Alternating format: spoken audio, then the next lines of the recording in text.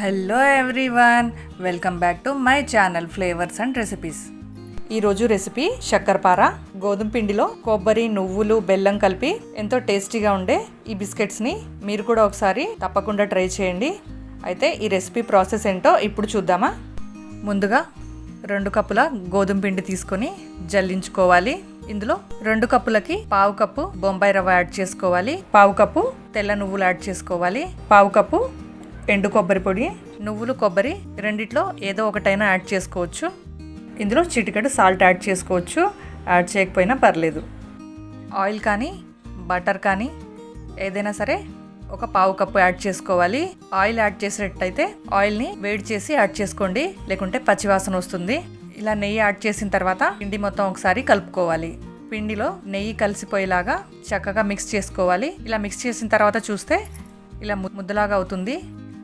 ఇప్పుడు stove on చేసి 1 cup బెల్లం కానీ పంచదార కానీ యాడ్ చేసుకోవాలి. ఇందులో 1 కప్పుకి 1/2 కప్పు వాటర్ యాడ్ చేసుకొని బెల్లం కరిగిపోయేంత వరకు మాత్రమే వేడి చేసుకొని పిండిలో కలుపుకోవాలి. ఇందులో 1/2 టీ స్పూన్ యాలకుల పొడి యాడ్ చేసుకోవాలి.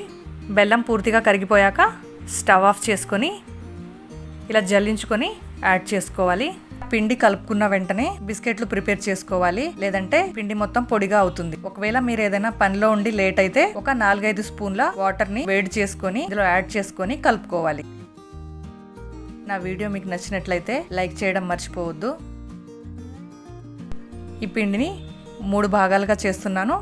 ఒక్కొక్క పిండి ముద్ద తీసుకొని ఇలా పొడవుగా ఒకే సైజులో రోల్ చేసుకోవాలి.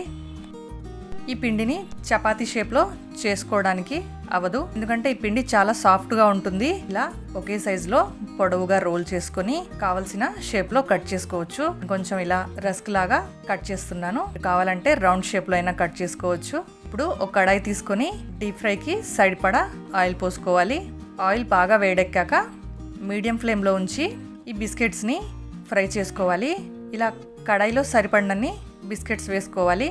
నేను ఒక 6 బిస్కెట్స్ వరకు వేస్తున్నాను. ఆయిల్లో వేసాక అడుగుకి వెళ్ళిపోతాయి. వీటిని స్పూన్తో టచ్ చేయకుండా అలానే మీడియం ఫ్లేమ్లో ఫ్రై చేసుకోవాలి. ఈ బిస్కెట్స్ హై ఫ్లేమ్లో ఫ్రై చేస్తే మాడిపోతాయి, అలాగే ఆయిల్ మొత్తం పీల్చుకుంటాయి. అందుకనే వీటిని ఖచ్చితంగా మీడియం ఫ్లేమ్లోనే ఫ్రై చేసుకోవాలి. గోల్డెన్ కలర్ వచ్చిన తర్వాత మెల్లగా తీసేసుకోవాలి. ఇవి చల్లారిన తర్వాత గట్టిగా అవుతాయి, కానీ ఫ్రై చేసేటప్పుడు మాత్రం చాలా సాఫ్ట్గా ఉంటాయి.